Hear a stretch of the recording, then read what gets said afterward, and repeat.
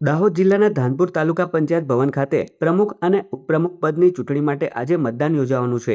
આ ચૂંટણીમાં ભાગ લેવા માટે આમ આદમી પાર્ટીના ઉમેદવારો વાહન લઈને નીકળ્યા હતા, પરંતુ તેઓ તાલુકા પંચાયત પહોંચે તે પહેલા જ વાસિયા ડુંગરી નજીક રસ્તા વચ્ચે તેમના વાહનોને આંતરી લેવામાં આવ્યા હતા। અજાણ્યા તત્વો દ્વારા આપના ઉમેદવારોના વાહનો પર જોરદાર પથ્થરમારો અને હિંસક હુમલો કરવામાં આવ્યો હતો।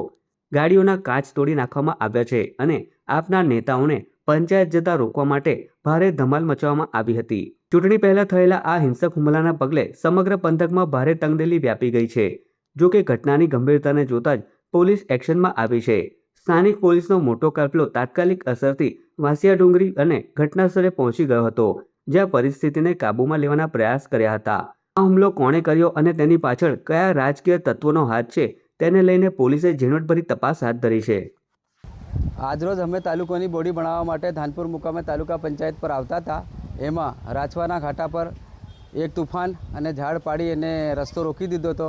એમાંથી 10-15 ગુંડા ઉતરીને અમને તીરમારો કર્યો અને અમારી લગભગ 7 ગાડીની આસપાસ બધી ગાડીઓને તોડી અને ઘણું બધું નુકસાન કર્યું છે। અમારા એક ભાઈને તીર પણ વાગ્યું છે અને બીજી પાછળ ગાડીઓ સાઈડમાં થઈ છે, એમને કેટલું વાગ્યું શું છે એ આપણને ડિટેલ ખબર નથી। શું નામ તમારું? દિનેશભાઈ સનાભાઈ ભાભોર।